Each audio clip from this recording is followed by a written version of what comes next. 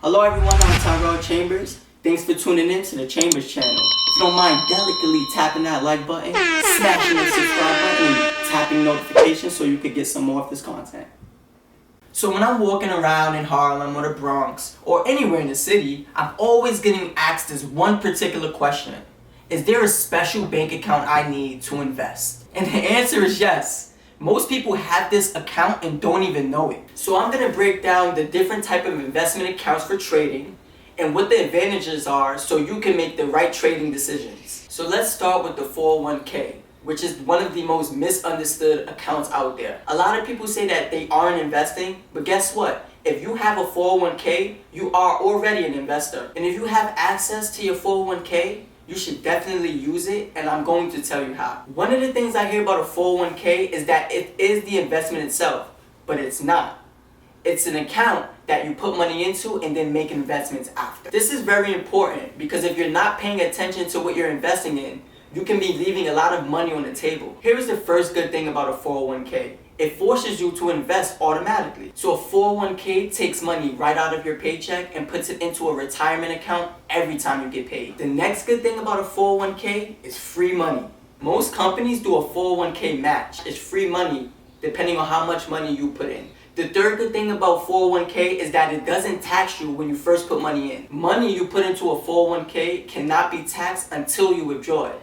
So you have the benefit of growing your money without the worry of having it be taxed heavily. Now there are some drawbacks to the 401k, including the amount of money that you're allowed to put into it. And for 2020, the maximum amount of money allowed to put into your 401k is $19,500. Another downside to 401ks is that 401ks are often limited to the investments that you can make. Some of these asset classes can be off limits depending on your company. Third, there's a chance that you end up accumulating more wealth than you make right now. This means that on the back end, taxes could be more expensive than they are right now. However, that could be a pretty good problem to have if you use your 401k appropriately. And finally, taking money out of your 401k before the age 59 and a half can have significant tax penalties. So if you want something that gives you your money much sooner, you might want to look elsewhere. So now, let's talk about IRAs. IRAs are similar to 401ks and are made for the age 59 and a half. IRAs are different from 401ks in some ways, and I'm going to talk about that right now. So there are two types of IRAs, a traditional IRA and a Roth IRA. So let's start with the traditional IRA, which is very similar to the 401k. With a traditional IRA, your money isn't taxed until you withdraw it. But the main difference is that they aren't employer funded. So you'll have to put the money in yourself.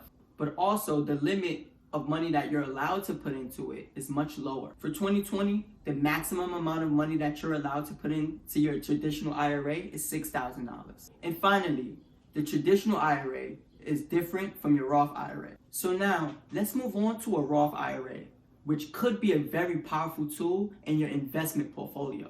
Both Roth and traditional IRAs have the same limit of how much you could put in, which is $6,000. So the big difference between a Roth IRA is that the money that you put in is taxed now rather than later. So although you're paying taxes now, if you make millions, all of that money is for you to keep later on. And come on, let's be honest. Who doesn't want to be a tax-free millionaire?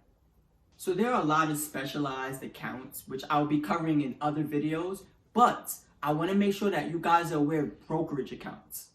With a brokerage account, you can buy or sell any type of asset class, whether it's commodities, currencies, stocks, or bonds. You can take money out whenever you want, but there are tax implications which I'll be covering in other videos. Brokerage accounts aren't hard to find. There are a lot of them on TV commercials every day. So firms like Charles Schwab, TD Ameritrade, Vanguard, E-Trade, and Fidelity all have brokerage accounts that are easy to set up. There are also apps like Robinhood that are very user-friendly that make it very easy too.